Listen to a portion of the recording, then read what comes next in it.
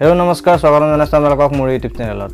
আপোনালোকে এটা বস্তু দেখিছে নিশ্চয়, আইফোন কিনিবলৈ কিডনি বেছি দিব লাগে বা আইফোনৰ ওপৰত এনেকুৱা মিম কিডনি বেছি মোবাইল লোৱা, আইফোন কিনা বা মোবাইল কিনিবলৈ কিছুমানে এনেই আৰু মিম বনাই ফটো তোলে বা কিছুমান ভিডিঅ' দেখিবলৈ পাইছে।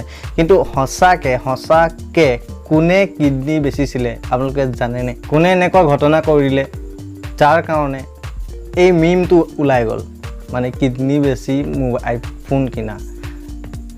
মানে কথাটো ধেমালি, মানে ফানি লাগে, কিন্তু এইটো সঁচা ঘটনা।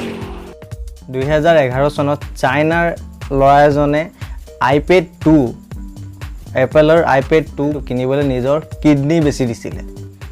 ৱাং চেংকুং নামৰ ল'ৰা এজনে নিজৰ কিডনি বেছি iPad 2 লগতে iPhone 4 কিনিছিলে। ল'ৰাজনক iPad 2 ইমানেই ভাল লাগিছিলে, মানে তাক কিনিবলৈ খুব কিনিব মন গৈছিলে, কিন্তু তাৰ ওচৰত পইচা নাছিলে। তো ল'ৰাটো কি কৰিলে, নিজৰ কিডনি বেছি দিলে।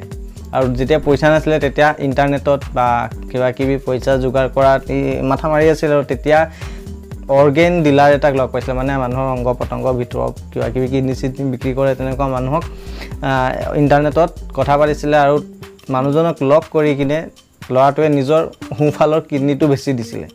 আৰু সেই কিডনিটো বেচাৰ নামত ল'ৰাটোৱে 2,40,000 টকা পাইছিলে। আৰু তাৰ সেই পইচাটোত iPad 2 আৰু iPhone 4 কিনিছিলে।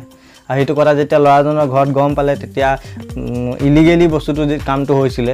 চ' পুলিচ কেছ কিবা কিবি হ'ল। তো তাত অৰ্গেন ডিলাৰ, এনেকুৱা ইলিগেলি অৰ্গেন ডিলাৰ 5জনমান এৰেষ্ট কৰা হ'ল। তাৰপিছত ল'ৰাটোৰ কি হ'ল, সেই 2011তেই বেডত পৰিলে, মানে তাৰ অলপ গা বেয়া হ'ল আৰু বিচনাত পৰিলে, যে আজি পৰ্যন্ত 2011ৰ পৰা 2021 আজি পৰ্যন্ত ল'ৰাজন বিচনাতেই আছে।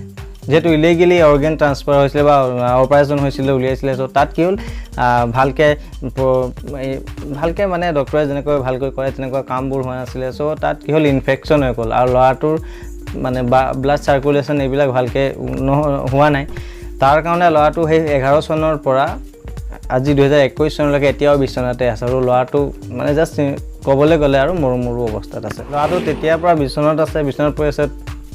তাৰো ল'ৰাটোক ডেইলি ডায়েলিচিছ কৰিব লাগে। ডায়েলিচিছ কি হয় আপোনালোকে বুজি পাইছে, এইটো ডেইলি ডায়েলিচিছ কৰিব লাগে, তেজ বদলি কৰিব লাগে ডেইলি।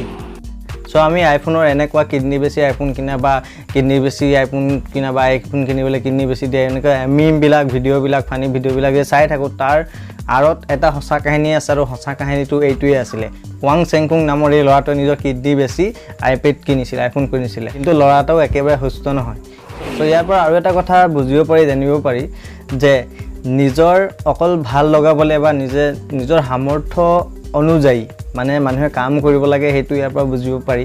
আৰু মানুহক যদি কিবা এটা ভাল লাগে, মোক কিবা এটা বস্তু, দামী বস্তু এটা ভাল লাগিছে, মই তাক মোৰ সম্পত্তি বেছি বা মোৰ অৰ্গেন এনেকৈ বস্তু বেছি যেতিয়া বস্তুটো কিনিম, তাৰ পৰা জাষ্ট শ্ব' অফ কেইদিনমান কাৰণে হ'ব, তাৰপিছত যে এইটো বহুত ডাঙৰ এটা বিপদ বা হানিকাৰক হ'ব। ধৰি লওক হাতত পইচা নাই আৰু কাৰোবাৰ পৰা ধাৰত পইচা লৈ কিনে যদি বস্তু কিবা এটা কিনি লয়, দামী বস্তু এটা যিটো এনেই আপুনি কিনিব নোৱাৰে, বা কিছুমানে নিজৰ ঘৰৰ মাটি বাৰী এইবিলাক বিক্ৰী কৰি গাড়ী বাইক মটৰ মোবাইল এইবোৰ কিনে।